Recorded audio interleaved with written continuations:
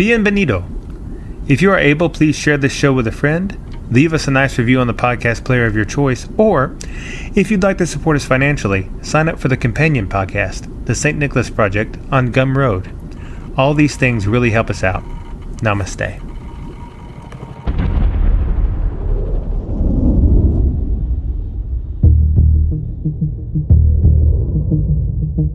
Hello, friend. The Mystical American Patriots Society is transmitting to you from beneath 4 million cubic feet of solid granite, in the burning heart of the Yellowstone caldera.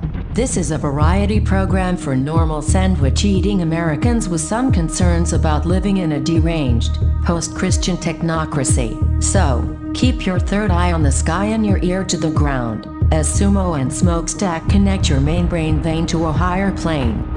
Are you ready? Stand by.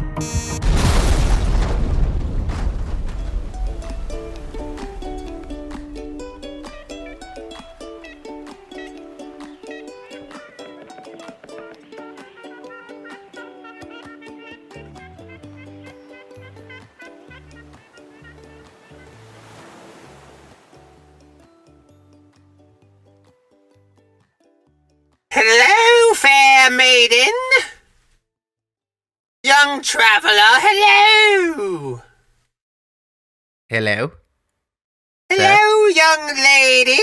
Are you perhaps here seeking for the mysteries? Oh yes, sir, I'd like to see mysteries, please. Do you think you are worthy of knowing about the truth of Rudy Giuliani and the River of Gold? Oh yes, perhaps a bit of truth, yes, please. Rudy Giuliani and the River of Gold is not for everyone, Padawan. I feel like I'm ready, prepared. I'm emotionally prepared. You're supposed to say no. Anyway, hello. I realize, see, this is my problem. I never improv correctly. Because anyone that's been to improv class knows that the standard model is to say yes and. Okay. Right? Yeah. Like, if someone gives you a prompt, like, there's an elephant over there, you go, yeah, and he's charging us, right? That's like because that drives the story. But I always just instinctively prepare for a negative reaction, which may say more about my general life outlook. And then my plots work out, but then if someone is doing improv correctly, then I'm like, no, you're supposed to disagree. Well, do we do it again, and I'll just say no, I'm not ready to hear the secrets? No, that's okay. I think I wasn't really sure where it was going. And like I always do, I mix up my fantasy words with something from Star Trek Wars. Well, that's why we love you. Yeah, Padawans are what you have when you're a kid with a little rat tail ponytail, I think. Right. Yeah. And except you're a young, I think a youngling. Except when they were getting slaughtered, I don't remember a lot of them having that. Maybe they did. Mm-hmm. I don't remember. That was a dark scene, though, wasn't it? It was like Anakin really went from like sort of evil to like super evil real quick. I didn't watch it. You didn't see it? It was, listen. One could argue that, now I'm going to get a lot of hate for this. Okay. But one could argue that, like, the Phantom Menace and the second new trilogy, or the first new the episodes 1 through 3, which are really 4 through 6. No, yes. The one with the one with the guy that was red, like he was Darth red Maul. face. Yeah, that guy. Yeah. Well, it could be argued that those were the better of the Star Warses. What? I know. There was a lot of hate at them at the time. That I think it was. I think if you saw them both, if you saw the original trilogy now, having never seen it, without nostalgia goggles and all the hype that had built around it, yeah, it's not as good. Bunch of nerds just burst into flame. It was amazing because it was a new thing. Like it was the original Star Wars. The first 3 were like a new thing. It was like space fantasy. Yeah. Right. Mm-hmm. And that threw people for a loop. But Now, since then, we've done space fantasy better. Okay. You know, All right. maybe. I don't know. I mean, I'm not a Star Wars aficionado. Like I said, I don't claim to be either because, as my cop friend used to say, that whenever they would find, like, I've never claimed to be a Trekkie or a Star Wars person because, for one reason, because my friend that's a cop detective, he used to say anytime they bust someone for child pornography, the first question they ask in the office is Star Wars or Star Trek. They're always really into one of them, right? And that's unfair to a lot of Trekkies in Star Wars who are not child predators, because that's the majority of them. Yeah. Right. But look, not all people into Star Wars are child rapists. Glad you cleared that up. But all child rapists are people into Star Wars. Do you see? I see. Yes. The Venn diagrams. I do. I understand it. And I think who knows why? Maybe it's because Star Wars is a movie for children, and it's a part of your Arrested Development.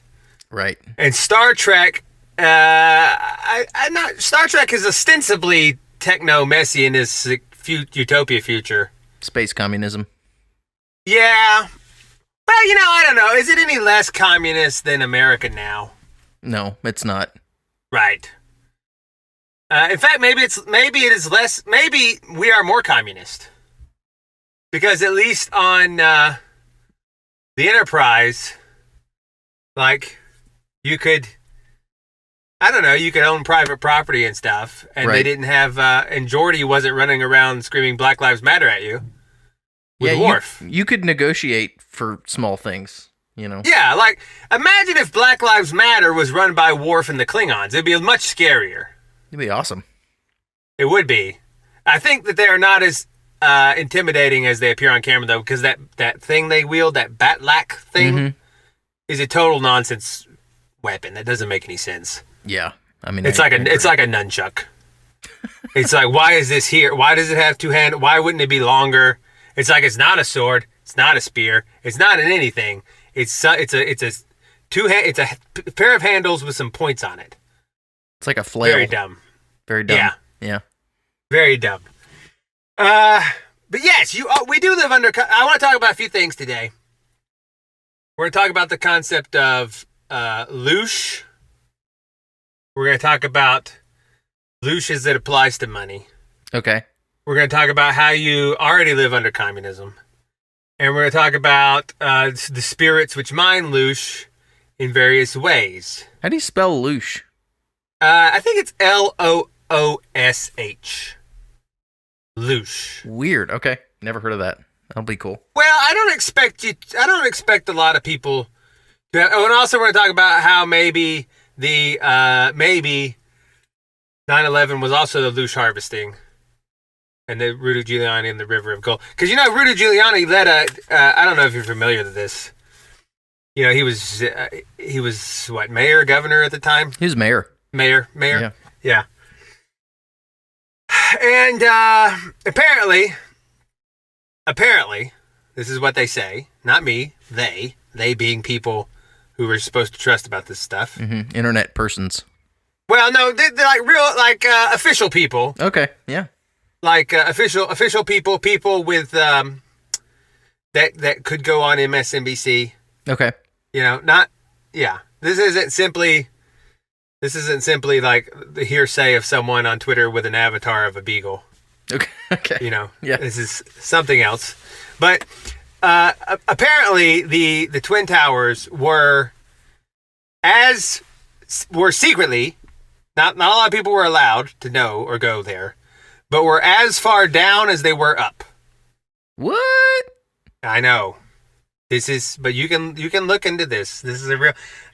The idea was they had tremendous basements that went down dozens and dozens and dozens of stories. Okay. And they had basically a stock market Fort Knox going on. Whoa. where like the stock market traded gold and silver and precious metals, and in the World Trade Center, and some portion of that was kept in vaults under the towers. Oh, right.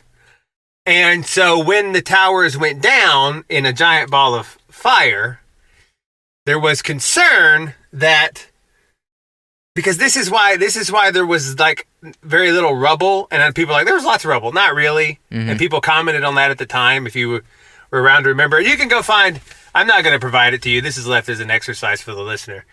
But you can go find videos of people talking about, like, on the regular news, like, why isn't there as much rubble? And people are like, we're there, and they'd offer all these weird explanations. The whole thing was weird. yeah. Nothing was right about it. But one of the explanations offered was that it all fell into the giant basements. Oh. Like down. Okay. Right? And so the idea was that this jet fuel molten building just sort of splooshed into the catacombs beneath itself. Mm-hmm. And there was concern that the gold there had been melted and liquefied and was running away into the soil to never be recovered, like an underground river of gold. And Rudy Giuliani had a bunch of people, it was a big project to try and go retrieve the gold, and who knows if they were ever successful.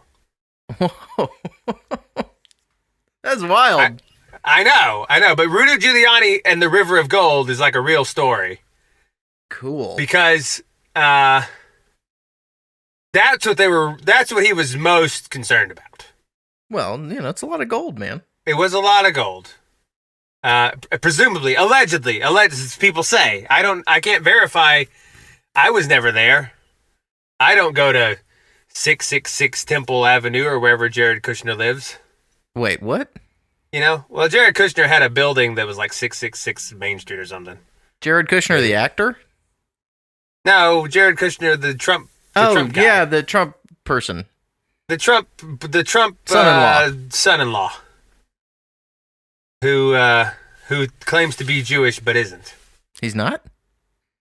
Well, I mean, this is what a lot of people do, is they just this is why people think the Jews are out to get them. Don't get mad at me, Jews. I'm trying to help you. A lot of evil people take on the moniker of Jew as a liability shield. And so when people criticize them, they go, oh, you're anti-Semitic, it's Holocaust. That's this hilarious. is what George Soros does. George Soros he does not believe in Judaism in any way. No. He doesn't believe in God. There's a huge difference between practicing Jews that like believe in God and stuff, and like these crazy globalist minions that just say, oh, I'm Jewish, you can't make fun of me, which is all they're doing. And if someone else had the Holocaust narrative around them, like if there was not the Holocaust narrative, they would probably try to claim to be black. Okay. Just so you could be like, I'm actually 1/8 Afro. You can't. It's a little harder to pull off. Exactly. I mean, people have tried it, but Jew is perfect because you can just say that you're that, and your skin color doesn't enter into it, and so it's a perfect. But a lot of the people are not Jews, and so you got to make that distinction. But my point is, I am not a fake Jew at 666 Avenue Southwest. Okay. By Southwest, right? Mm-hmm. Not where I am. So I don't have a seat at the creepy table. I can't tell you for sure what the rivers of gold were, but this is the story that people promulgate about what happened on. Now what you have to remember then is that brings up the specter that 9/11, the Twin Towers were built to do that, to disappear into a hole. Oh.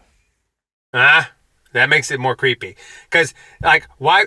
If like you built a perfect containment unit, like, okay, as far up as it is down, up, we're going to make that down. And that way when they collapse, it's just shoop, abracadabra. It's right. gone. Yeah, because it's true. If you go watch the videos and look at all the photos, there's not those 2 buildings worth of rubble weren't really there.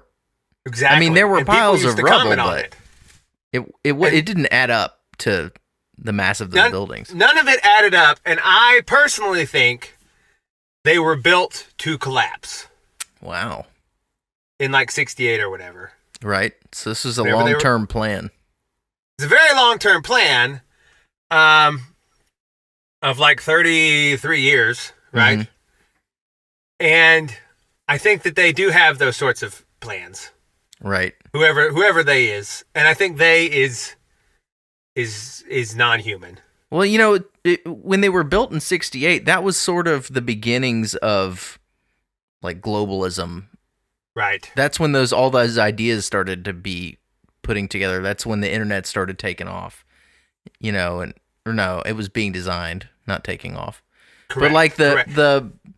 like all the primordial versions of all the things that now dominate the global civilization, were all sort of birthed in the 60s. Right. And I was thinking about the Rudy Giuliani and the River of Gold because I remember there's so much. We had a 9/11 episode last time that I was here, and thank you to number 15 for filling in for me. Yeah, thanks, number 15. He did a great job. He's great. Yeah. I'll get into why I wasn't here. Also, it all ties together. Cool. But there's so much about 9/11 that you could just go on forever. And I was like, after we finished the show, I was like, oh, I didn't talk about the River of Gold, or the infinite basement underneath it, or the fact that number 11 is encoded all over the thing and probably on purpose. Like each of them were 110 stories tall. So there's the number 11. They look like the number 11, just standing side by side. It's all weird. Yeah. And I was going back and I wanted to play. There was. You could just if you just went back and played the news clips from that day, which is maybe something we should do sometime. Mm-hmm. It boggles people's mind. Yeah. Because let me describe one for you. Okay. The towers just go down, right? The CNN is on the street. Man on the street, right? Mm-hmm. Got a microphone. He's interviewing people. He interviews this one guy, right? Who looks very interesting. He looks like he is a cop, and he talks like a cop. Mm-hmm. Like he says like at approximately 7 p.m. or 7 a.m. or whatever. Like no, most people on the street in the year 2001 would not say at approximately at 7. Right. Right. Now people might say that now because everyone's gone insane. And it's been on Reddit for 20 years or whatever, and they might use words like approximately. But back then, that was not how normal people talked. And so he was like, at approximately 7 a.m., I was sitting with my roommate, and we looked outside, and I saw this plane just careen into the building, just full speed. And then a few moments later, or minutes later, whatever he says this exact quote, "It collapsed, presumably due to intense structural damage by the jet fuel fires." What? Yeah, he goes, presumably due to structural damage. Like, he doesn't just say it collapsed. He says, it collapsed, presumably from structural damage due to the... And it's like, oh, huh. Well, it's that was almost like helpful. someone Thank really you. wanted that idea in people's heads pretty quickly. Right. Because no one goes, at approximately 7 a.m., I, with my roommate, stood and watched the towers, and then it fell... what he said, it fell... apparently due to structural damage from the fires. And then there's like an engine on the street somehow. Like the rest of the plane is not there, but the engine went through the tower and came out the other side and flew and landed in front of a coffee shop. Right. But that's probably just a prop. I know. Well, am I really supposed to believe that engine could go straight through that building and come out on the other side? Right. In one piece. I mean, that's silly. It's silly, and the engine, and then there's like a wheel over there, and the wheel is, now remember, it just collided with a building and everything melted in, but the wheel of the landing gear is still perfectly inflated, just sitting on the road. Tires will burn. I don't know if everybody knows that, but I know, like it doesn't. None of it. It was all surreal while it was happening, and then it's even more surreal. Like time did not make it better. Yeah. Time made it look even more weird. And so, who even knows at this point what happened? Sometimes I wonder if even a plane hit the thing. Yeah. Like I said. Because it doesn't look like it on some of those videos. It's like the plane just sort of vanishes and then there's a boom. The building never appears to sway even an inch. And I know that those buildings would sway under wind load. And I mean, maybe somebody did the math on that. There should be an impact.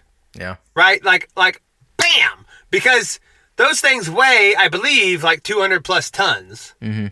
Those planes. And they're flying quite fast.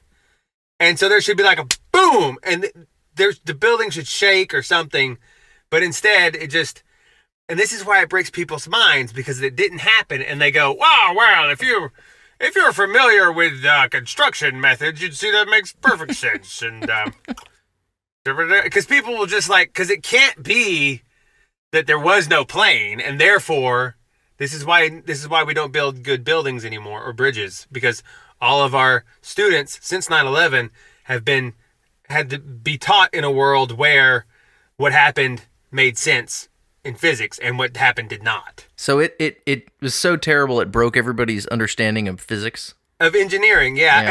And the moon and nuclear bombs broke people's. This is why we can't do good science anymore. Because it's like, oh, well, we went to the moon, and then people try to figure out how it's possible, and they're like, but they did it somehow, right? You know, and you're like, how did the thing that's like made of aluminum foil withstand vacuum? Yeah. Because I've made a vacuum chamber, like down to, it was down to 10 to the minus 13 or 14 atmospheres. Mm-hmm. Right? Like 1 times 10 to the minus 14. Very, very vacuum. Yeah. And that was a big steel affair, right? Because that was, there's a lot of pressure. Mm-hmm. And what they allegedly took to space does not appear to be of that caliber. Right. It looks like a meth head's tree fort. Right? It's like got gold. It's like, and you just look at it and you're like, this is not quality craftsmanship. Like they just slapped on. How did the gold foil just stay on there so nice? It's like gold foil, just like as you're like rocketing down. The foil doesn't look very, very tough, very durable. Even the rivets of the paneling are not uniformly spaced. It's like crooked. Really? Go look at it. Everyone go look at it again. It's like, this is, and like really look at like how it's constructed. Yeah. And you're like, this is shoddy. Well, I went to the Smithsonian Air and Space Museum one time and saw the lander, and I did think when I got there, this looks lame.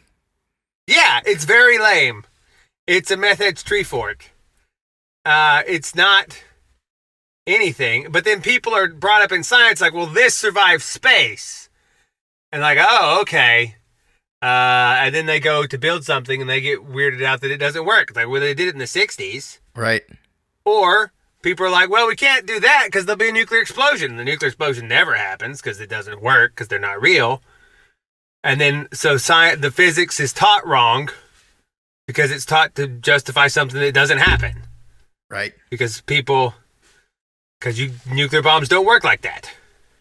Right? And, but it all serves a purpose. It all serves a purpose. I probably shouldn't. I go back and forth on whether or not I should let my therapist listen to this show. I don't know. Like, if he's sitting there, because I never told him like, oh yeah, like I don't believe in nuclear bombs. Right. Well, once you let that cat out of the bag, you can't. But the problem is, it's like, it's hard to refute. It's like, well, where are they? Why is everything always invisible? Yeah. It's all this invisible stuff. Like, well, I mean, they're not going to let you go down and look at them, I don't think. I mean, but just blow one up. We should test them sometime. Somebody should. Right. Right? Well, yeah, I mean, if you popped one off up in the atmosphere above over the ocean, Like no one would care. 50, 60 miles from the coast, just for a light show, just to prove that we still got the funk, you know? Yeah, do it over Antarctica. Who cares? Go. Yeah. I didn't like March of the Penguins that much anyway. Just, you know, there's probably lots of penguins down there. It's a big place, right? Yeah. They're dirty animals anyway. Crap on the ice. Right. Penguins are sort of yucky. Yeah. This is what my campaign would sound like. It'd be even more deranged than Trump. You know, do we even need penguins? Probably that's why you win. Yeah. So anyway, I'm just saying that it never happens. No one ever goes to space, and like what we have now is like billionaires going up high in planes and then being like, "This is space." Yep. And it isn't. And Elon Musk, I think whoever they are, said, "Listen, as time goes on, it's going to be more and more conspicuous that no one goes back to the moon." And they're like, "You're right. Yeah. We need to distract everyone. Let's get a guy, and we'll get him a hair transplant, right? And after he makes a PayPal, we will then give him a spaceship factory. Yeah. And then he will tell everyone for like 20, 30 years that we're going to Mars. And that will never materialize, but there will be pictures of like a car in space instead. And people will just be like, yeah, we're going to Mars. We're going to Mars. Because we need to get them not thinking about the moon anymore. And our excuse will be like, we did the moon. No, we don't need to go back to the moon. It's not cool to go to the moon anymore. Right. Cool kids all go to Mars. Yeah. And then that won't happen either, you know, and then... Well, at some point, don't they have to either make it or fake it? Yeah, or just reset by killing everyone, which may be the plan. Oh, yeah, that's easier, probably. Yeah. I do think that may be why, like, empires collapse, because there's just a narrative... There's like a House of Cards narrative that keeps building and building and building. And it never... Right? And it never... Yeah. Pays out. And so at some point the Roman Empire was like, yeah, it's still an empire and you know, I'm still in control of Syria. And then you go there and then there's like this other emperor, you know, and everything, and it was just this giant House of Cards of nonsense lies that then eventually just sort of comes down. Right. I think that's how these things go. And I think like when you're a country and you go to space, quote unquote, you enter a pact into the lie. And you say, yes, we will take our Chinese people and we will stand them in a garage with straps on their feet and pretend that they are in zero gravity. Even though it doesn't look like that at all. Right? And all they could do, if they just wanted, it would be really cool if they just took their feet out of the loops and like did flips and stuff. But they don't, and they never will. Because no one's in space. Right? And this is hard for people to hear. It's hard for people to hear. Because people want space. And they want nuclear bombs. And people want to be afraid. And they want drama. That's true. And I realize this because I don't want to sound like more of an Owen Benjamin fanboy, but he's doing some interesting work. And he recently made a social media app. I think it's called Bertaria Times. Right? And I joined it to look at it. And it's interesting because the rule on there is you can post whatever, but you can't post any, like, social drama. Like, if you have a family member that's sick or whatever, you need to talk about it. That's fine. But you can't be like, COVID and the masks, and I'm not wearing a mask, and I'm not going to do it. And I can't get a kidney transplant because of Obama. Okay. You know, okay. Or whatever. You can't do all of that is outlawed. Like if you not even like we're not wearing masks today, like because that is feeding into the narrative. It's giving energy to it, right? Right. You're half the dialectic. Exactly. And so that's not there. And so he has created what some people claim to want, which is a place where people just go. They talk about stuff. They're like, hey, look what I built today. Look at this. Isn't this nice? And everyone's just talking about their lives and not worried about the larger picture. And what you find is a lot of people find that boring and want to go back to Twitter and engage in fear porn. Yeah. Well, right? that and not very many people build things. Exactly. Not many people are actually doing anything. Right. And you don't have to build anything. You can just be like, hey, look at this nice sunset. Or right. it's anything really that's like you would talk about in real life to people. Right. Is the idea. And you make friends like in your area and you talk about stuff. Like there's a group for each state on there and people talk. But what I noticed perusing it is that there is a core group of people that really want that, but most of the people that say they want that, like, oh, I wish social media was nice, is like, no, you're enjoying it. That's why you keep coming there, because you would be bored otherwise. And that's a hard pill to swallow, because it means like a lot of this not insanity is driven by people's unconscious desire for conflict. Absolutely. Yeah, absolutely. That's why it's still going. Right. It's all you, listener. It's all your fault. And it is sort of in a way. Like if you didn't, like if people, like, my pronouns are Zzer, your lordship, Zadon. You know, and people are like, rah, listen to this wacko. He thinks he should be called Lord Zadon. Remember there, in my day, it was he, him. Like, you're a bigot because you won't call me Zuckerbax. And they love it. They both love it. Like they're having so much fun hating each other and thinking each other's stupid.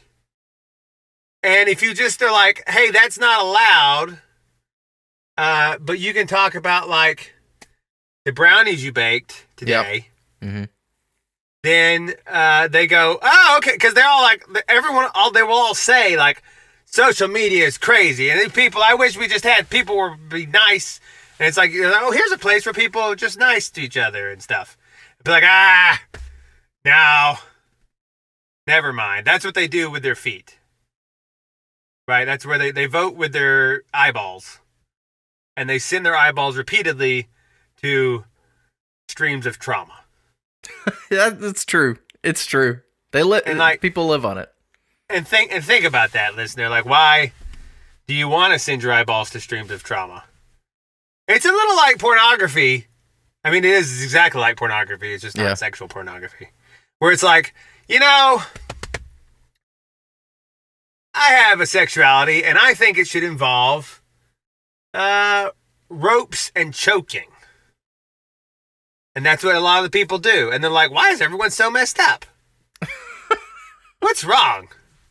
It's like, I don't know, maybe everyone is seeking out like weird, violent trauma stuff all the time. Yeah. And then, because that's another thing on this app, like nothing violent is allowed. Like you can't be like, this is like, if you want to like show off like, oh, I went to the range today, that's fine. And look at my shot pattern. But not like, come and take them, you know? Right.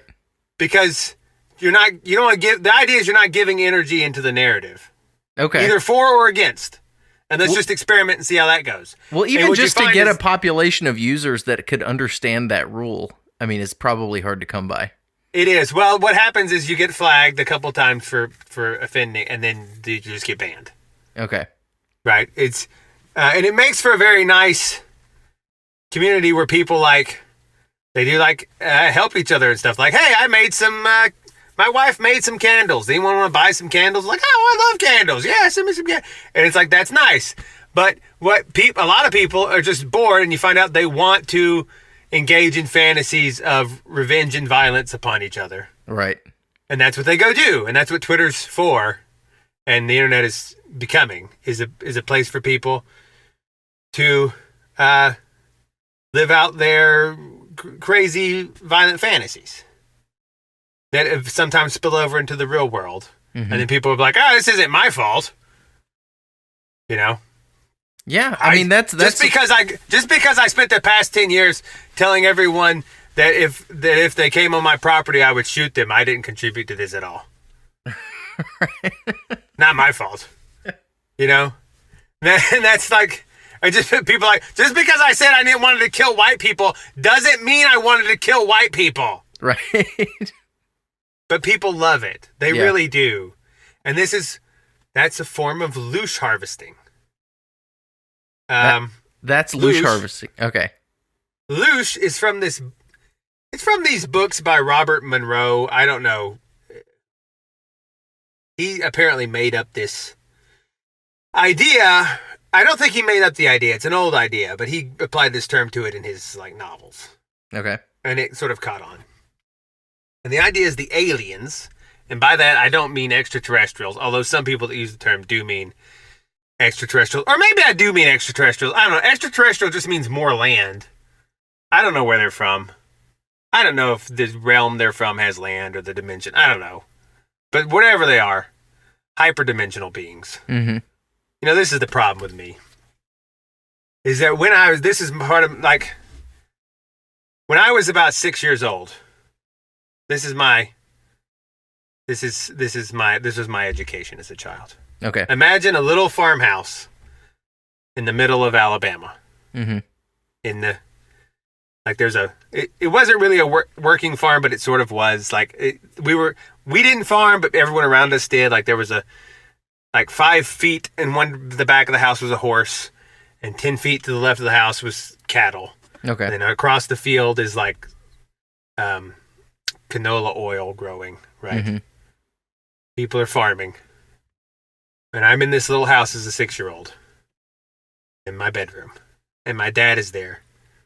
He's got baseball cards on the bed and a pencil. He's like, okay, look. These baseball cards are like you and me, except they're only 2-dimensional, right?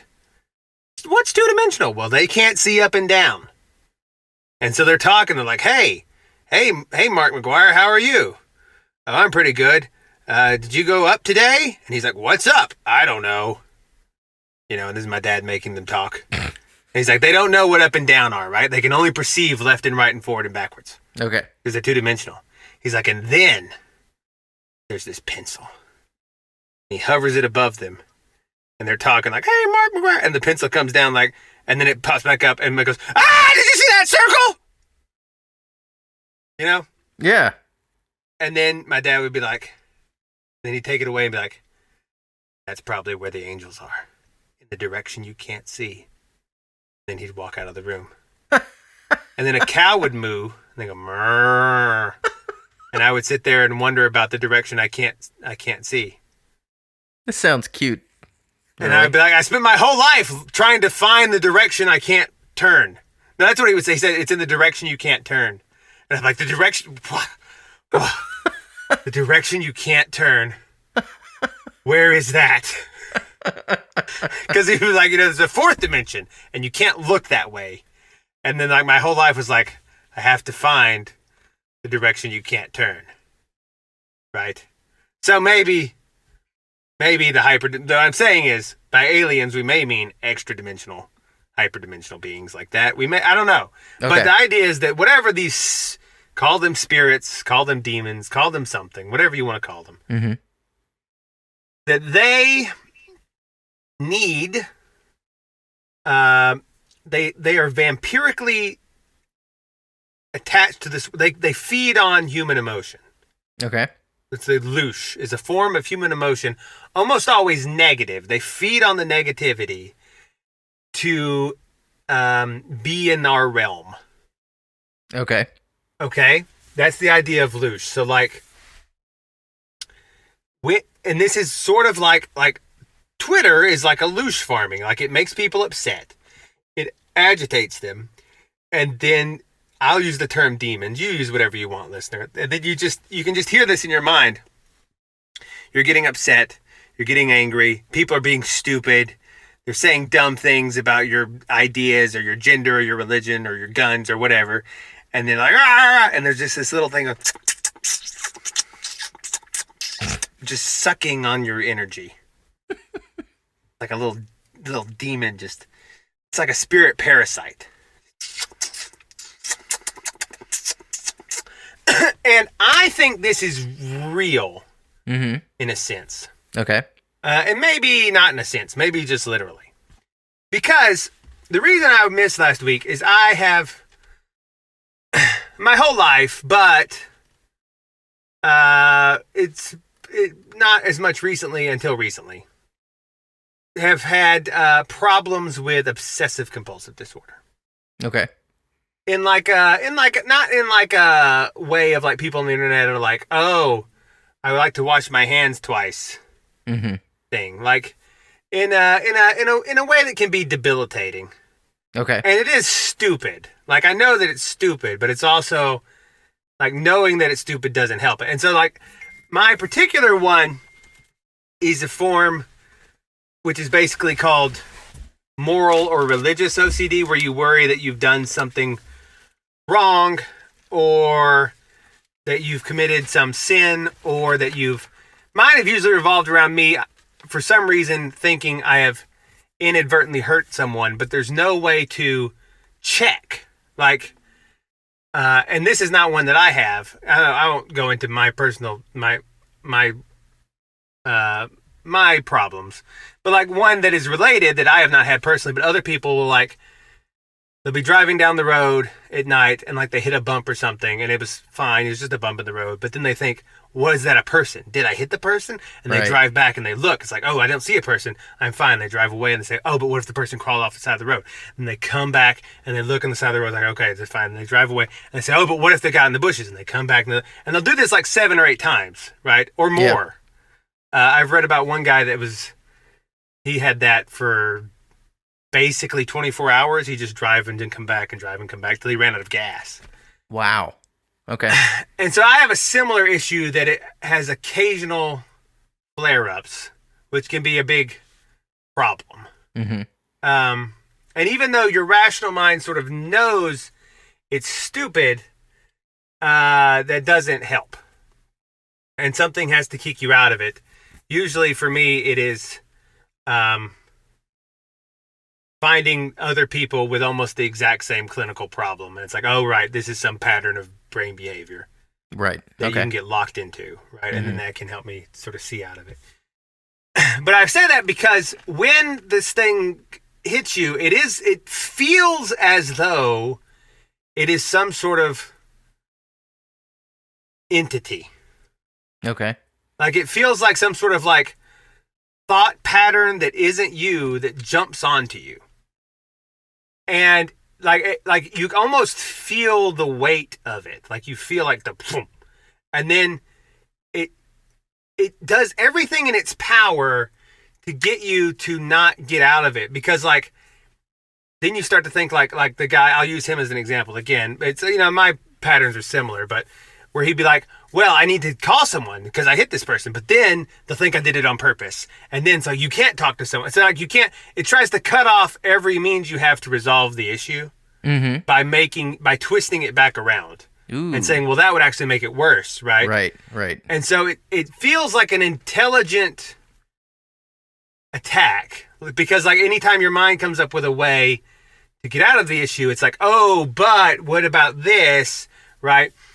And I think that is true for a lot of problems because I've said before, I think spirits are patterns that exist non-physical. Like the alphabetical order is a spirit. Mm-hmm. Like it doesn't have to be instantiated in any instance around you for it to exist. Like you could put things in alphabetical order at any time. The fact that you haven't doesn't mean alphabetical order doesn't exist. Okay. It's a pattern that could be incarnated, right? And so there are these patterns that exist, these spirits that are at times incarnated, and these sorts of mental problems are patterns which I think, or it feels like, are floating around looking for someone to incarnate them so they can hop on and have a measure of existence beyond what they have just floating around, right? Like alphabetical order, like I said, is a spirit, is a pattern, or I don't know. Think of any other non-material thing that you could apply as a pattern to, like, I don't know, ranch style house. You can build a house, like the ranch style house exists, and you can, even if there's none built like that, You could. It's a pattern that exists that you could jump into, right?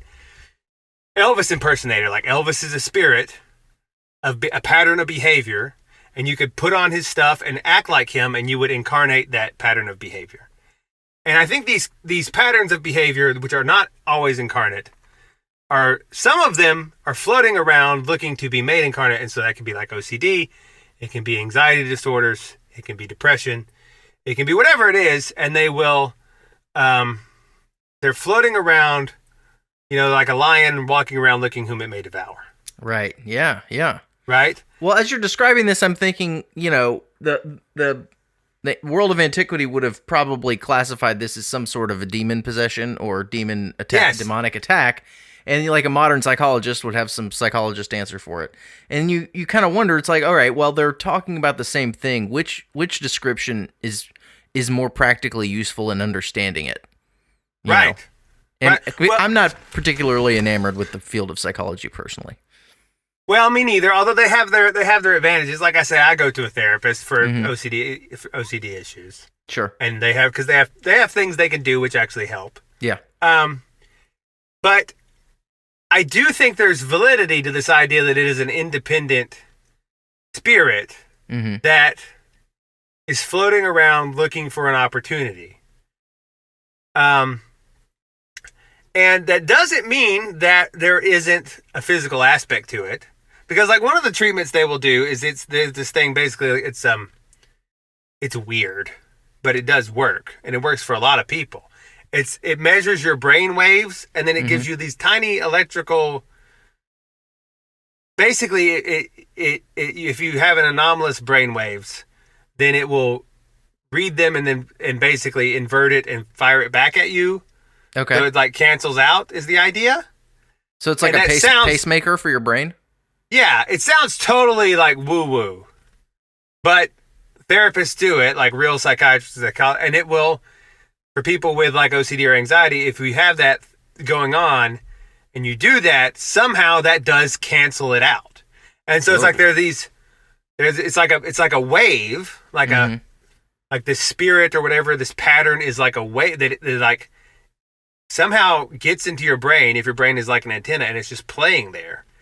And then if you can physically cancel it out by just taking it, inverting the signal, and sending it back. Right. Well, it's like, is that psychology, or is it neuroscience, or is it some sort of gray area? It's a little bit of all of it, or right? It's some sort of like a weird metaphysical discipline, Right. Yeah. It's on the border. And there was one lady, I wish I could remember her name, but she used to treat schizophrenics, and she found the best way to treat them was to act as though the different personalities were actually different entities, and to see what they wanted, and then to try to get them to leave by investigating why they were there. Oh. And she had tremendous, and she would write in her journals, like her journal articles, she said, I am not claiming that the spirits really exist. I do not know, but I do know it is helpful to many patients to treat them as though they do. So I think that there is like, that this idea of like spirit possession and attack is very real. And like very, it's a thing that happens. And I think that and it has physical effects also, because when a spirit is being incarnated in the physical world, it naturally will. Yeah. And that can come with chemical imbalances in the brain or brain waves or whatever. And so maybe attacking it by different vectors can break the hold of that spirit, right? Like maybe giving someone drugs. I don't really like taking drugs. I never have for mental problems. But brainwave things, or just, talking about it or whatever. But what my point is, it feels like the thing wants Loosh, like it wants the fear, the anxiety, the worry, and that is what it's like. And because like the more you give it, the more strength you add to the thing. Right. The more incarnate it becomes. Right? Like the more you're embodying it. Which is why I think over and over again, the number one commandment is do not fear, like don't worry, because that is how demons basically attach onto you. and that's because you're feeding them, right? And it's interesting because, like I said, back with that Bartaria Times app, a lot of people want to feed them. Mm-hmm. Or maybe they don't. Maybe they just have like Jordan Peterson said something one time. He said, people are like, oh, I have a sweet tooth. I can't stop. That's why I have weight, issues. And he said, oh, you think that's you as a sweet tooth? You don't think that, like, you fed a bunch of bacteria in your body that crave sugar now and they release chemicals to induce you to want to eat? Because you do, right? Yeah, you have, that bacterial does happen. Yeah.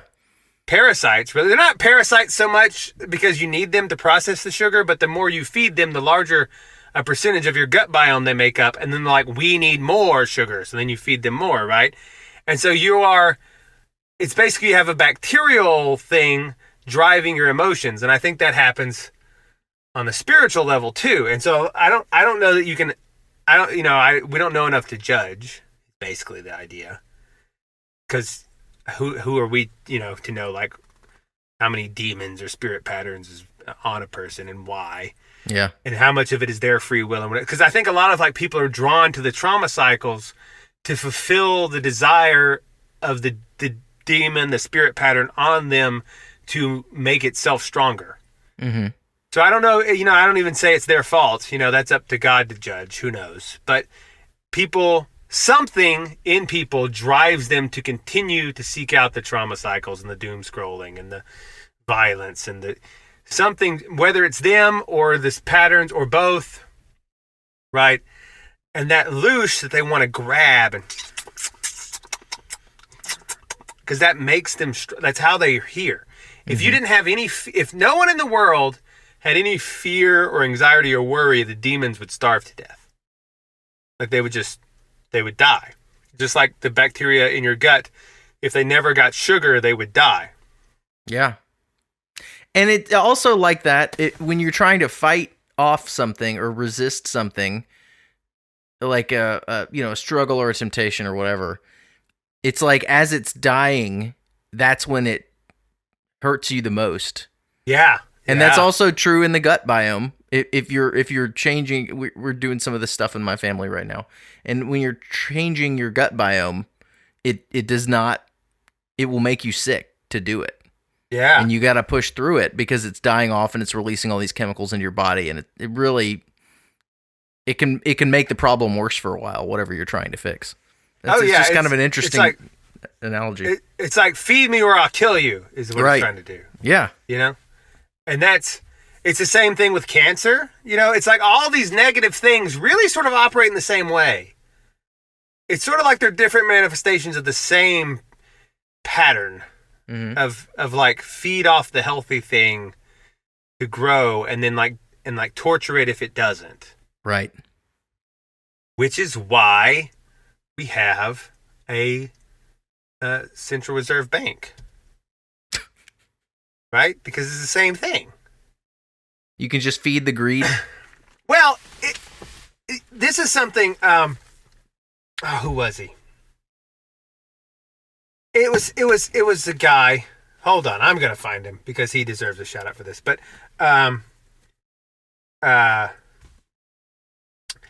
he's a what would you call it? A truther, but not like a crazy truther.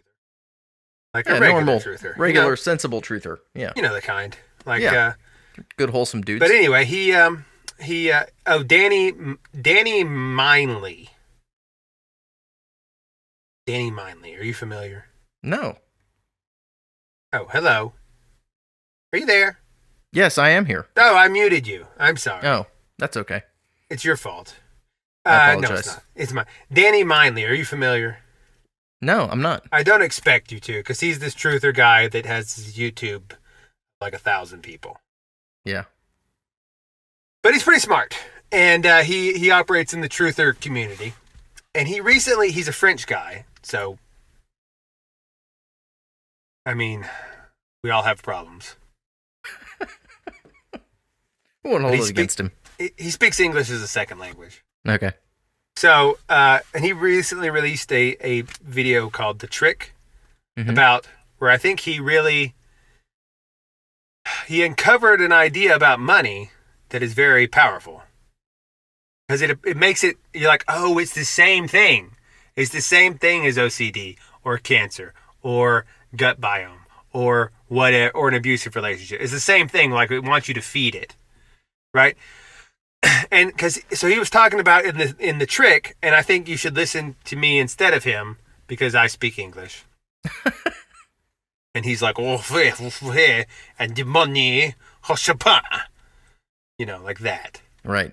And who wants that? But anyway, his ideas was good, even if his accent is horrible. And he said, it's first grade truther stuff to be like, oh, why do they want to go to Iraq? For oil? For money? It's like, yeah, I guess. But that's like a tertiary benefit, right? At best. Like, that's like, you know, for oil, for money. It's like, follow the money. You just made fun of like half of our show content. I know. But see, here's the thing. He rightly points out, he's like, they don't need money. They just print it. They just type a number into an Excel spreadsheet and they have all the money they want. Yeah. Okay. There's no reason. And like, that money can buy anything you want to with it. It can buy a bridge. You could go to the Excel spreadsheet, the central bank, and say, and today it's $70 trillion. Go. Mm-hmm. And it would go into the banks and you could use it. And the government would be like, oh yeah, here are construction companies, build a bridge. And they would take it and they right away, they get to working on the bridge. Anything you could, because you can just do that if you're a central bank, you can just manufacture the money. So like, they don't need the money. And this is why also none of your protests and boycotts ever work. Have you noticed this? Because we haven't bankrupted a single company with that. No one is, because they don't, people are like, listen, Nike, listen, Disney, if you keep putting transgender Nike wearing soccer players in my Star Wars, I'm not gonna buy a Mickey Mouse this year. Right? Yeah. And they're like, no one cares, dude. Because the government literally gives us as much money as we need. And they literally do. Because they've started this. I mean, it's been going on for a while, but they became very open about it. Yeah. And they're like, they're too big to fail. All the tech companies exist because the government just gave them as much money as they needed. Yeah. Twitter and exists, maybe eventually they'll turn a profit one day. Yeah, you know? Facebook has never turned a profit. Yeah. And it can't, because it doesn't do anything except function as a Loosh harvesting machine. Oh, okay. That's the only purpose when you really get down to like, why is this here? What's the main effect is it creates fear, anxiety, and anger and worry. Same with Twitter. Same with most of these social media platforms. Like, what is their main output? Fear, anxiety, worry, anger. Right? That's their main output. Lust, too, a little bit on the side, but mostly fear and anger. And so, why do they do it? Why would they fund this? Like, why does Amazon, like, none of the business, like, okay, take airlines, for example. Mm-hmm. Airlines don't need your money. Because they're like, you know, like, for like 20 years, you know, like, if you go back before 9/11, you would have, like, leg room. Right? A little bit. Yeah. It wasn't great, but you had leg room. You know, you weren't like a chicken in a coop. Right. And they're like, listen, guys. I know it sucks, but our margins are so small, dude. They're like 1%, 2%. Like, we're barely staying alive. We have to, like, we have to cram more seats in there and, like, cut down on the luggage. There needs to be a fee for the luggage. And we can't do the meal anymore, really. Maybe a little bit, and it'll suck. We have to do something, right? And then they also go, and now we will shut down for a year. And no one goes out of business. Yeah, right. Because they can't go out of business. Because the government just gives them whatever money they need. Well, what happened in the case of the airlines is the ones that were in trouble, the government just financed the purchases. American Airlines just bought them all. Right. Yeah. And so my point is, You already live under communism. They just got it through spellcraft that you didn't notice. Because communism is when the government owns all the means of production. And if the government owns all of the major companies by telling them, listen, if as long as you toe the party line, if you ever get in financial trouble, we'll just throw money at you. Yeah. That means they own the companies. Mm-hmm. It's just a roundabout means of doing so. It's less direct. Totally true. But yeah, that's totally true. That's why Walmart. That's why every company celebrates Gay Pride Month, because they say, look, if you don't do it, then you might actually go out of business if you have a crappy service. Right. But otherwise, just do whatever, and it doesn't matter. Mm-hmm. And that's why the companies don't care about their customers. They're like, hey, I ordered a basketball hoop, and instead I got a Black Lives Matter sex paraphernalia. Well, the airlines are a perfect whatever, example. take it. Go away.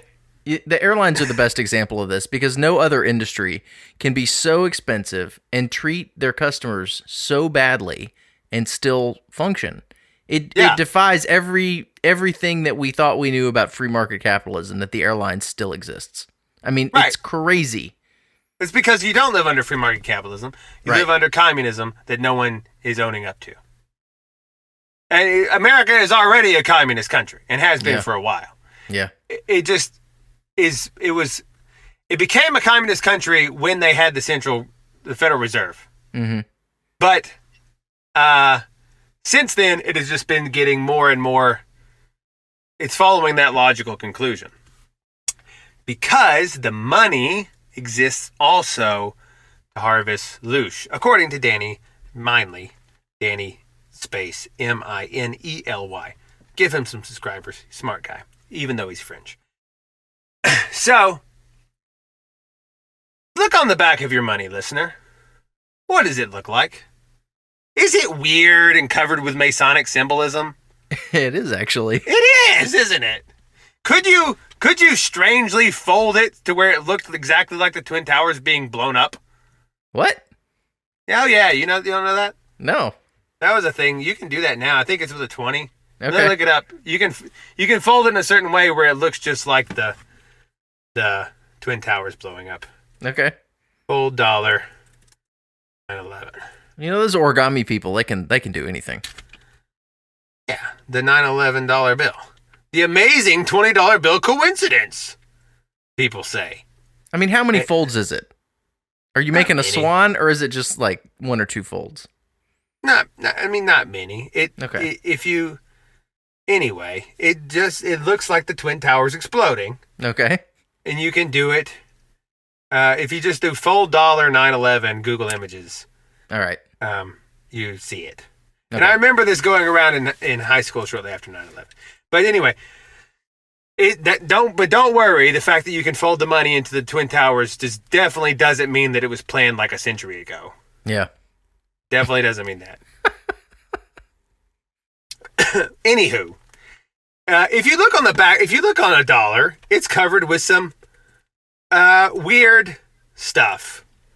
It's got some, like, what would you say? A floating disembodied eye? Yeah. On top of a pyramid? Yeah, it's a little weird. It's a little strange. It's got In God We Trust on it, which is the name of the financial trust is In God We. Right. The truth dropped there. That's one of my favorite conspiracy theories. It's not a conspiracy. That's real. This is one of the ways they get you. It's not. It's still my favorite. Financial trust called In God We. Yeah. That owns the money. They put it. It's always in plain sight. I know. And this is why I shouldn't let my therapist listen to this. Because I don't think you should. Like, you are much worse than I thought, sir. But I think it's okay, because I think as long as you are self-aware right. of your craziness, then it doesn't count. Right. I think. I'm not sure about that. Yeah, that's true. Yeah. And it has an eagle on it, which is, they claim is like looking towards the olive branch, and that means we like peace, but we also have arrows. Mm-hmm. And it's got some that has some weird thing over it that looks like, I don't even know what that is. It's like some bubbly. rest. And then there's George Washington on the other side and all this stuff, right? Okay. What if I were to tell you, listener, that the money exists there in the way it does because it is a bind rune? Bind rune. Bum, bum, bum. It's a what now? I didn't know that, Sumo. What? Are you are you familiar with sigil work and rune magic? No. Okay, so there's this runes, and this works with a lot of runes. But the ones I'm most familiar with, as I'm sure you are the Germanic runes, like the Elder Futhark and the Younger Futhark. That's the stuff you see carved in rocks in Ireland and stuff, right? Yeah, right. Yeah, okay. Elder Futhark, Younger Futhark. It's what neo-pagans like to draw, even though they don't know what any of it means. Yeah, of course. And so the way it works is that like you would combine all the letters, all the runes are a sound, but they're also a word. Like the first letter of the Elder Futhark is Behu, which means cow. Okay. It also has a phonetic sound. And you can put so say you wanted to do like, I don't know, warrior cow. Mm-hmm. You would take the rune for warrior, and then you bind it with the rune, with Fehu, the rune for cow, which means you basically draw them connected as though it's sort of like a loose cursive. Okay. Right? And that would make like warrior cow or something like that, right? It's a basic idea. Well, that people do that and have done that since Druid times and probably since time immemorial with also creating spells. And so you would take these runes and these symbols and you would combine them into a thing to make a bind rune, which would have symbolic significance that then plays itself out in the world. Okay. Right? And this is the thing. If you make a symbol, it has its own spirit. Like it has its own pattern that you've created. And now that will go sort of run. It sort of runs automata, like like automatically on its own. Mm-hmm. Which is why you call the things that run in the background on their own on the computers, you call them daemons. Right. Right? It's the same thing. It's all the same thing. Like it's right in your face. Like these are the daemons. And then you have the daemons in the physical world or the spiritual world. And it's the same idea. It's like they're running in the background on their own and you can create them. It's like a thought form. It's like a pattern. And they will just sort of exist. Which is why, and you see this happen in real time. Because people are like, listen, what if all someone had to do was be like, what if we use different pronouns? And people are like, rah! That's stupid. I like to use, I think men should be called he. And then they're like, but Zier. And then it just goes off on its own. You just introduce the idea. Yep. Into the world. And then it will fight for itself. It will try and gather energy unto itself to make itself more and more real, more and more incarnate. Mm-hmm. Right? And so that's why you be careful. This is why you'll be judged by what you say. You'll be judged by your words. By your words, you will be justified. By your words, you'll be condemned. Because you're creating, you don't really know what you are, listener. Like, being made in the image of God carries connotations that we're not fully aware of. You're doing things you're not even aware of, right? But you can create these thought forms, like, say, Mickey Mouse, for example, right? Mickey Mouse is a thought form that exists, and he fights for his own existence. He's very good at it. He gets into court every year and just trashes U.S. copyright law. He's like, no, I'm still Mickey. Now, 100 years after you're dead, it's still copyright because it's me, right? And so Mickey Mouse is fighting for his own interests. Okay, right? In the legal court battles. And so when you introduce these thought forms, they go out into the world, and and some are more successful than others. But when you give them energy, even if it's angry energy, you are feeding them. It's like, I don't like it. I don't. It's like this is why I think the Q thing was maybe a double psyop, because it's like, save the children, save the children. I'm anti-pedophilia, anti-pedophilia, and then people are like, wait, there's a pro-pedophilia stance, right? Because you by sort of taking create up one the other side, yeah. You create a dichotomy which necessarily forces the other one into existence. Mm-hmm. Which is why the way you fight all this stuff is you just don't engage with nonsense, and you live a wholesome life that's like, just doing your thing and it's fine, and then you're just like, what? That's weird. I'm not going to go over there. It is interesting that the Q thing happened right around the same time that there was also sort of this popular surge of people coming out online and saying that they're like attracted to children, and that's okay. Because it has to. And they happened at the same time, and that's really weird. I hadn't never thought about it. Yeah, it happens at the same time because it must happen at the same time, because that's what it is. When you give energy to the thing, even if you don't like the thing, even if you're like, let's say you're a big lefty person and you hate guns. Guns are so bad. People should never have guns. That creates a culture where people 3D print guns in their house. Yeah. That adds energy to that. And you can be on whatever side of that you want. It doesn't matter. You're feeding energy into that idea. And the idea will then fight for itself, which is why they really want to police thought and what you say online, because simply introducing an idea is enough. That idea will then begin to try and promulgate itself. You don't have to do anything more. As crazy as this sounds, if you It stop and think crazy. about It's it, true. well, it does sound crazy, but it's also, I think, pretty correct, because our entire political system runs on this very principle. I know. The whole world runs on this principle. This is the principle of the universe, is that there are immaterial patterns, which people used to call spirits, and I think is still a good name for them. They're immaterial patterns seeking to be incarnate in matter, and they're in competition to see who can be the most incarnate in the world. Because they want to be more real, right? They're already real, they exist, but they concretize. They want to become flesh. They want to become matter.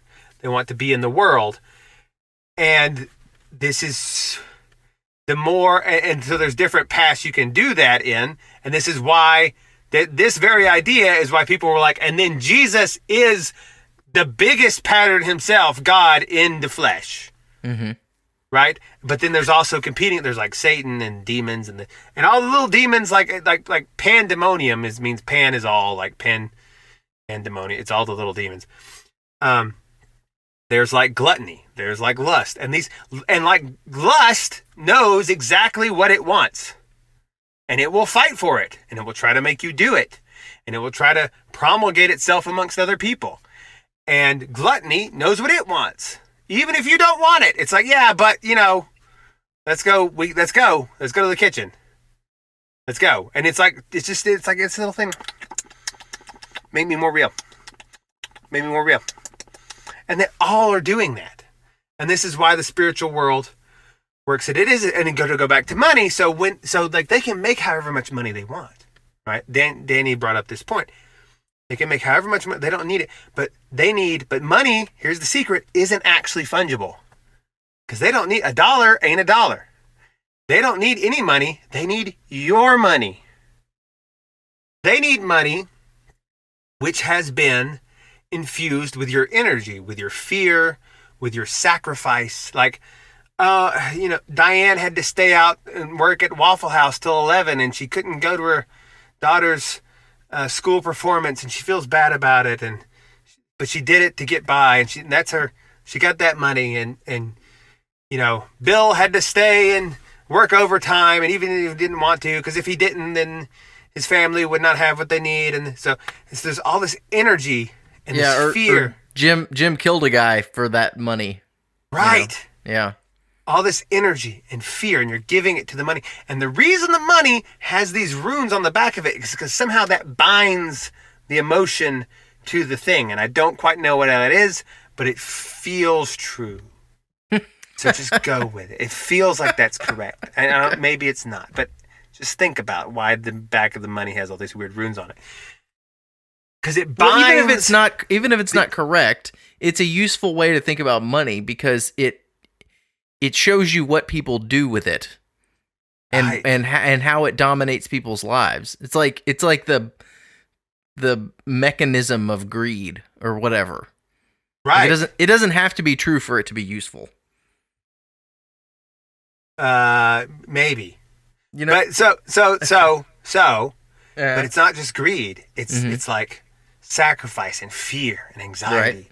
and like, and like why don't look at all this? Look, I broke my back for this money. Why don't you love me? And all this stuff. So much emotion and almost all of it negative is poured into money, right? So much of it, and then what they have to do is they feed on the money. This is why they have to destroy the money, right? Because they need your money.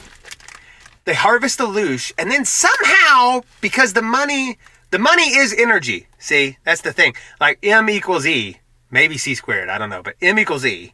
Money equals energy. If you have all the money in the world, you don't have to expend any energy. Mm-hmm. You don't have to mow your lawn. You don't have to cook your meals. You just give the money, and someone else will do it. Conversely, if you have no money but you're young and strong, you can go work, and people will hand you money. Yeah. Right. So it's a way. Money is a bind rune that stores human energy to then be released at a later time. But so what these demons or these daemons want to do, they feed off that somehow. And so the way that happens is they then get your money and they revel, they somehow suck the energy out of it. And this sounds weird. I know they somehow suck the energy out of it, and that's why they then have to just wipe it away. That's why they have to be like, we don't know where that 20 trillion went. It's crazy. Like, you can't lose 20 trillion, but they do often. Right. And then they fly a plane, allegedly, into the Pentagon where the records were kept, even though there was no video of that. But see, what they do, because all the time they're like, we just squandered it and they gave it away, and we gave it to ISIS, actually. Whoopsie. And then, we funded the Taliban and the opium, and then, whatever. But what I'm saying is the money just sort of evaporated because it was sucked dry of its energy. Because you fed it the energy, it's bound to it by the bind runes, and then they just, fear, greed, sacrifice, and they become more and more stronger in the world and stronger in the world. And then that energy has been sucked dry, and then it just is thrown out. It's like, well, it's not useful anymore. And that's how the financial system actually works. You won't hear that from Dave Ramsey. But that is how it works. In your face, Dave Ramsey. Dave Ramsey doesn't know anything. He doesn't ever bring up in his budgeting classes Loosh demons. Never. Right? And so, but that is how, because think about it this way. Where does all the money go? Like, okay. Take Rockefeller. Mm-hmm. In present day money, Rockefeller was ridiculous, insane rich. Yeah. Like, he was only so many millions, but like if you adjust it for inflation, it was like $400 trillion. Wow. Insane, right? Okay, where'd all his money go? Why doesn't good point. Why don't we know about Rockefeller Great Jr., who's still running the world? Because he should be. Because if you had 400 trillion, even if you get a fraction of it, but you never like these people that come up, these Elon Musks, these Rockefellers, and they're used for these purposes in the loosh farming. Then it's just sort of like, after they're used up and done, it's just like the energy, and then it's just gone, and they have to do it with somebody else. But there's no like permanent king set up where it's like, because Rockefeller had enough money to own the whole world forever. And yet, where'd it go? And it always happens like that. It will happen with Bill Gates. It will happen with Elon Musk. It will happen with Jeff Bezos.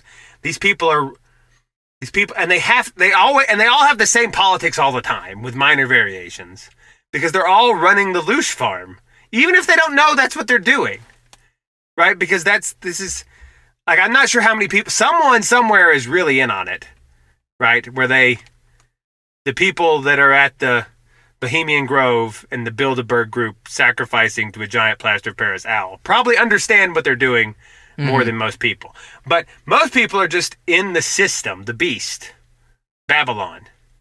And it's just doing what it's doing. It's harvesting the energy.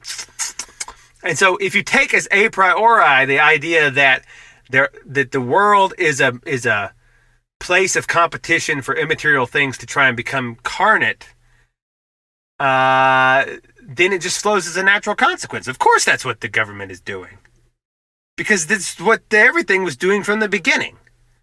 And it's just more rarefied and highly advanced techniques of the same game to try it. That's why, but this is why they need to. People are like, if you can just, and they did last year, if you can just print $1 billion for everyone that needs it, why do you need my taxes?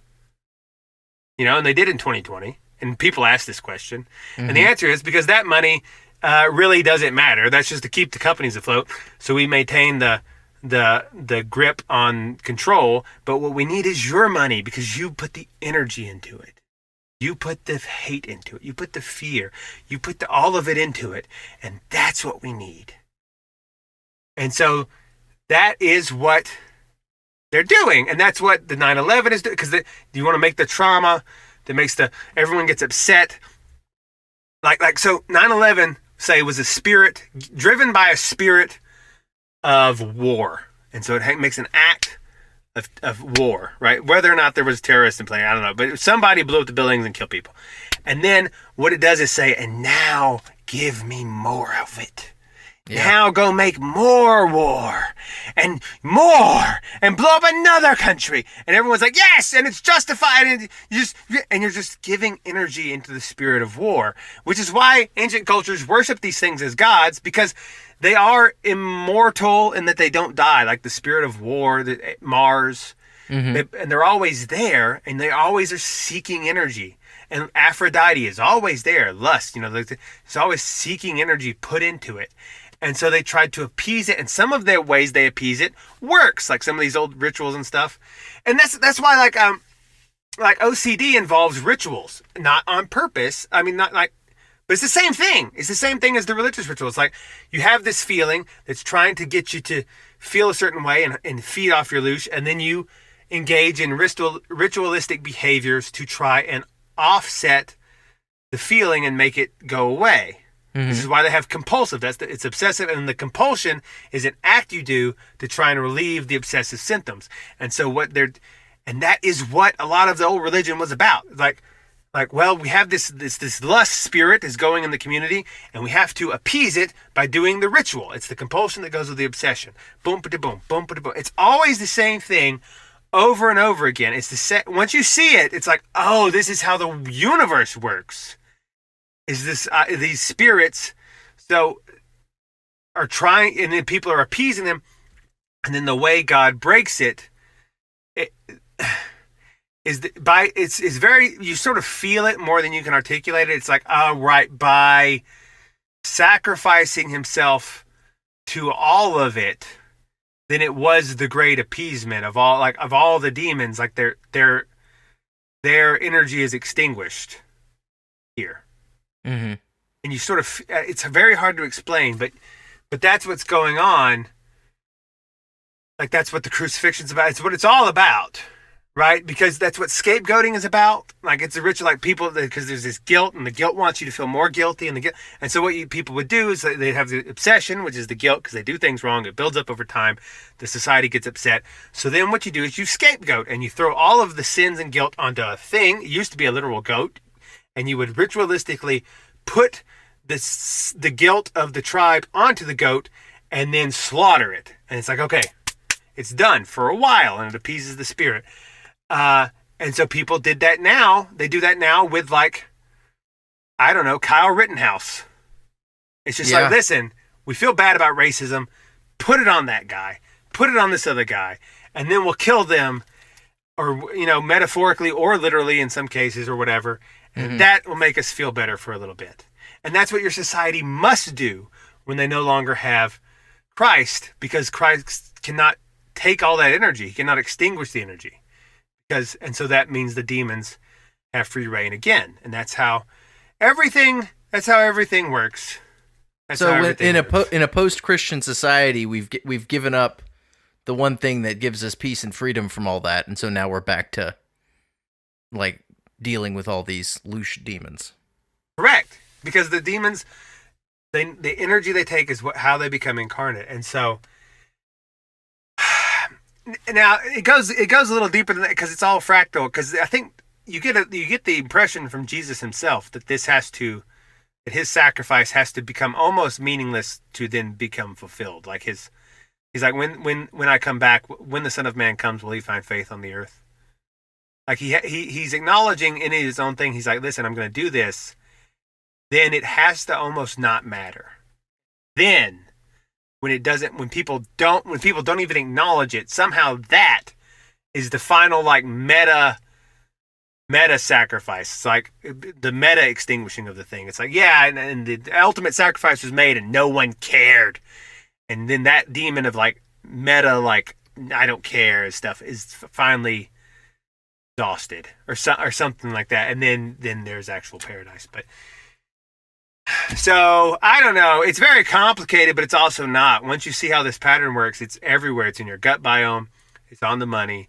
It's in your mental disorders. It's in your family relationships. It's in Black Lives Matter. It's on Twitter. It's everywhere.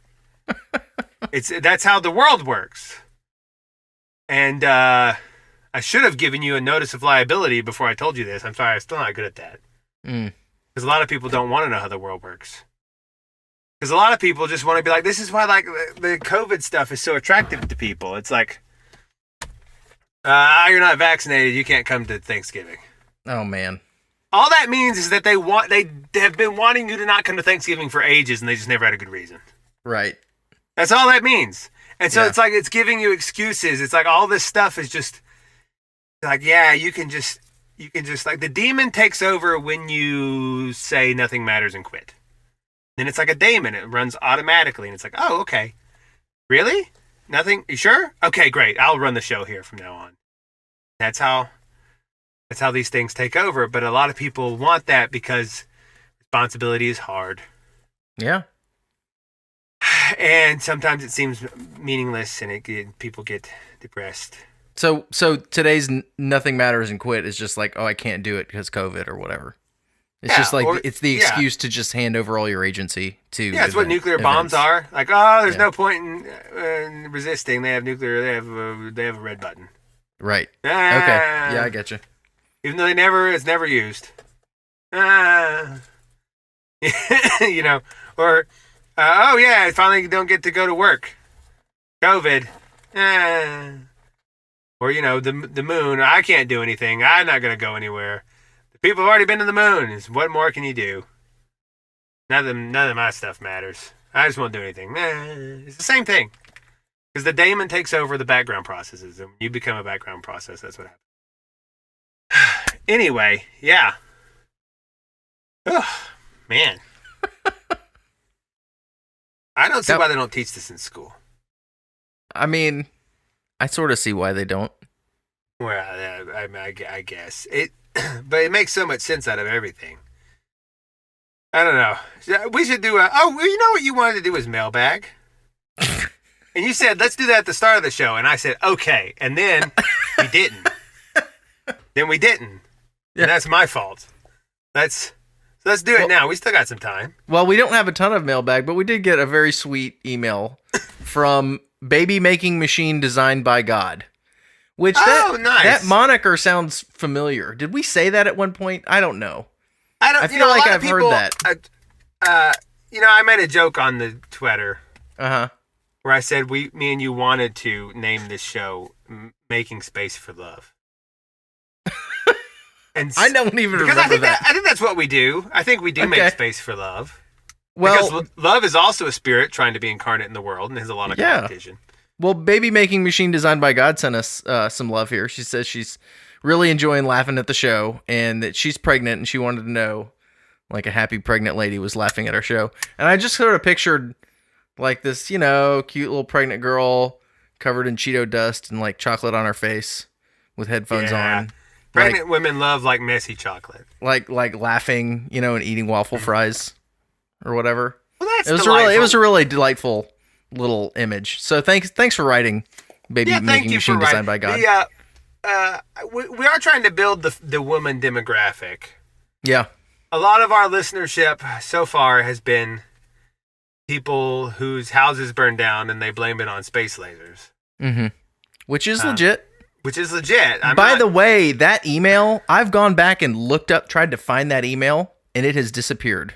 See, this is... I can't find where I sent it to you either. It's bothering me. Like I feel like John doesn't really exist, and he's just been poofed out of existence. Because I was trying, John, I was trying to look you up because I wanted to ask you about the truck driver shortage and what's the straight dope on that. And I said, oh, I know one of our listeners is a truck driver. I'll email John.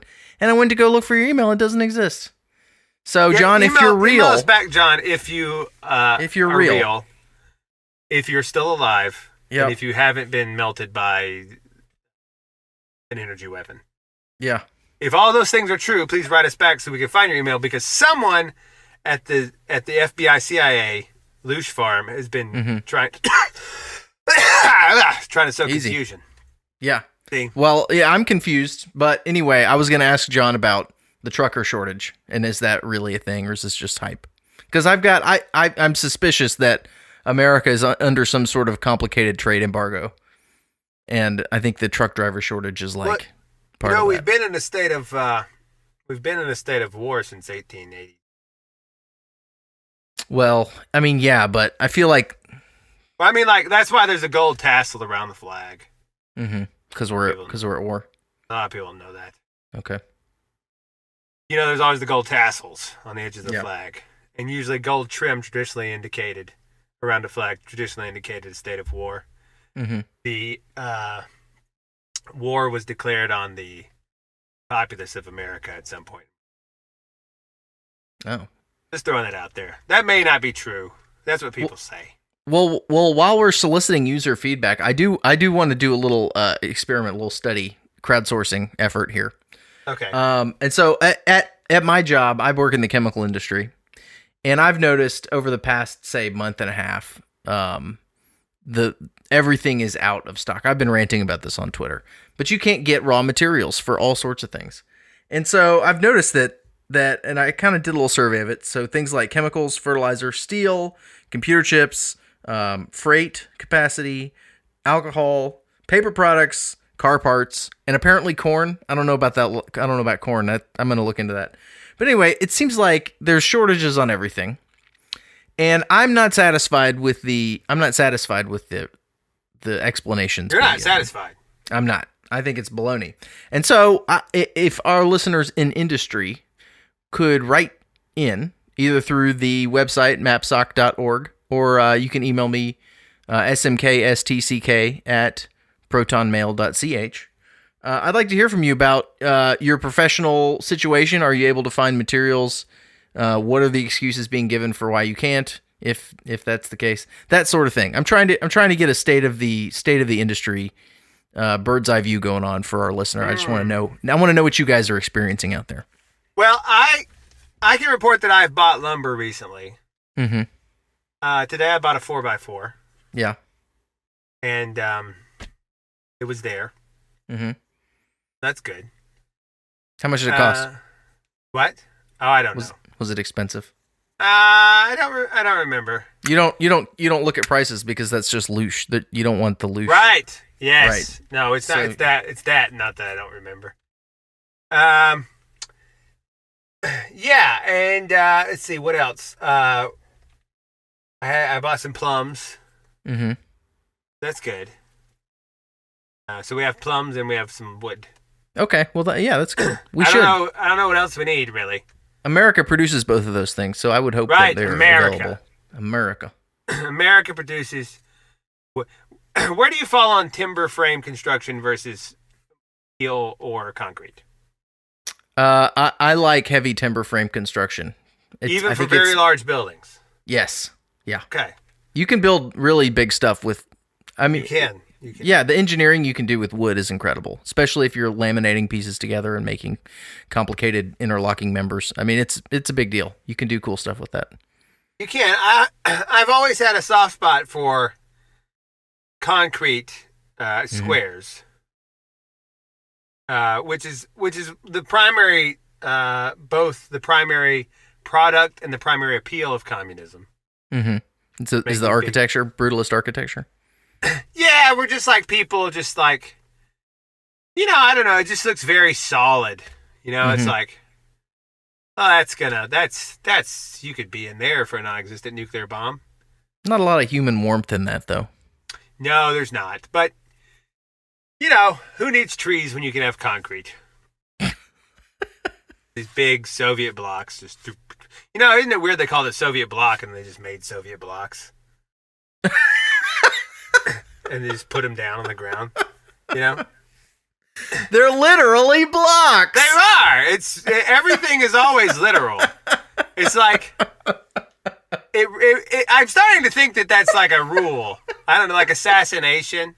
Matt pointed this out on Quantum of Consciousness. They said assassination is two asses in a nation. It always is. The Harvey Oswald and JFK in a nation. Assassination. Is that a coincidence? Man. Probably. But it's weird. Fun though. It is weird that always happens. So yeah, communist bloc, or like was there a literal Iron Curtain? Probably, if we looked into it. Yeah. I bet probably like the curtains they had, the drapery was made of iron. Crazy. Because that's how that stuff happens. But who knows, We got some Cold War experts in our audience. I bet they can chime in on this. Well, increasingly, nothing against them. Increasingly, I doubt the validity of all historical narratives. So, I hadn't gathered. People say I'm an expert on this. I just go, no, you're not, because nobody is. Because they just made it up. They made it up after the fact. Like, yeah. It's like that. All those coincidences around the JFK assassination and the Lincoln assassination. Mm-hmm. Like, oh, he was driving a Lincoln. They'd left Lincoln had gone from a something to a theater, and he was going from a theater to a something. Uh-huh. And all of these things, there's like a million of them. Mm-hmm. And then I just go, oh, right, that means it's made up. That's a made-up story, where half of it is made up on one side or the other or both, to make it into some sort of spell. Some sort of, like, lie confusion thing. Mm-hmm. So really, that's just like college professors getting paid in fake money to make up weird things? Yeah, because people just... It's like I saw on the internet, people were freaking out about a nanobot. There was like a little corkscrew under a microscope. Oh, that was dumb. That doesn't even look real. I mean... Right, it would go and they would find lazy sperm and it would like twist around them and then carry them to the egg and fertilize it. People are like, this is like dysgenic. You're going to get the lazy sperm and then we're going to have Planet of the Apes or something. I don't know what they were screaming about. And I was like, guys, that's obviously not real. Yeah. They don't have robots that do anything now on the macro scale. The best you can get is a Roomba. That's it. No one built a tiny microscopic sperm-sized corkscrew that could be programmed to find the lazy sperm, spin around it somehow and capture it inside and then swim toward an egg. It doesn't happen. That's not real. It's just a movie someone made. I feel like obviously somebody was holding a little magnet under the Petri dish and was just driving that. It was probably a spring out of somebody's, watch. Yeah. They were just driving it around in the Petri dish with a magnet. Yeah, it's something, some camera trick, CGI, something. You can't, listen, those Boston Dynamic robots are probably not real. Oh, snap. I mean, where they're doing the dances and stuff. Yeah. Just look at it. It's like, the dance video, that did look fake. Like, maybe, but, it's just a way of you being afraid. Like, it's the same thing over and over again. It's like, well, there's no point in getting training for a job because the robots are going to do it. So, and the demon's like, oh, you're giving up? And it just gets to run the show because it runs in the background. It's the same thing over and over again.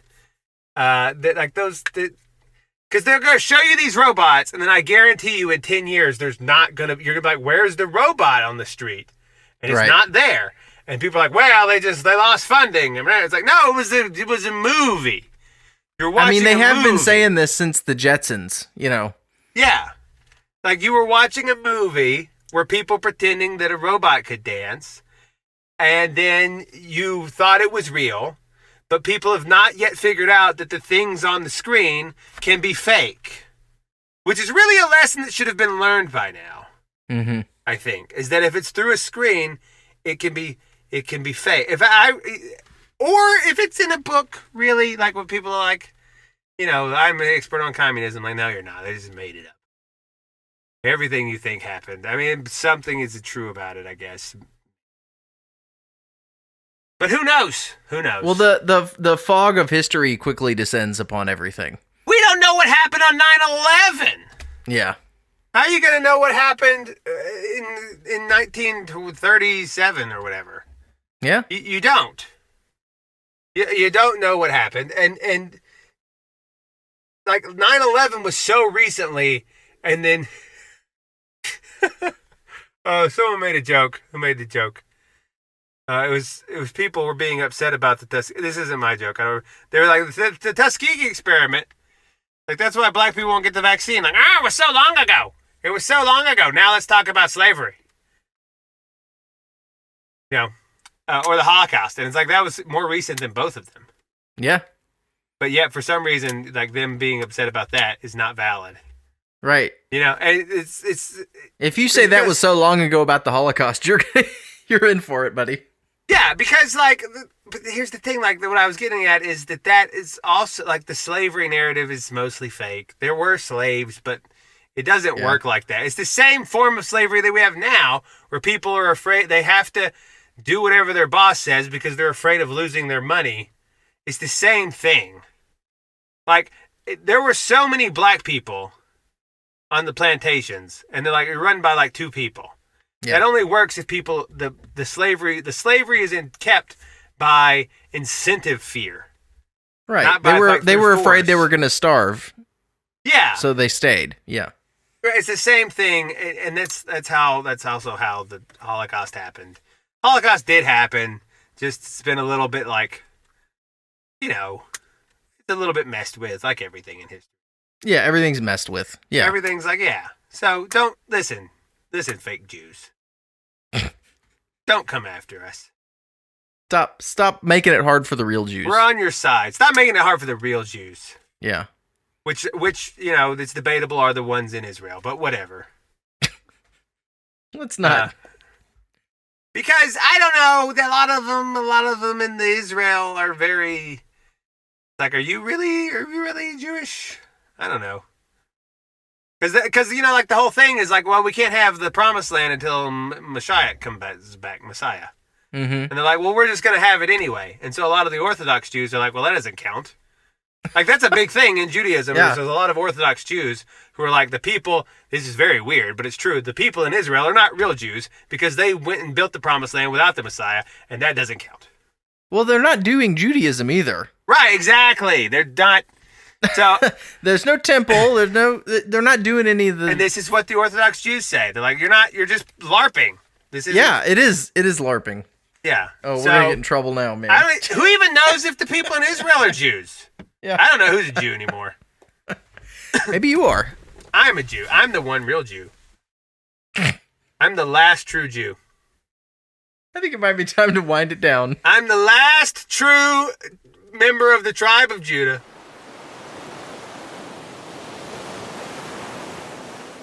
Hanukkah is basically a holiday just for me. That show was turned up to 11. I am the center candle on the menorah. Oh, man. A lot of people don't know that. Mazel tov!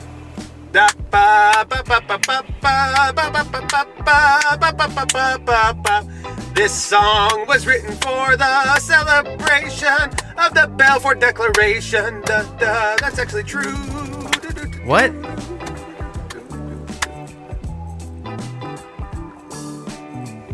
The Balfour Declaration? Yeah.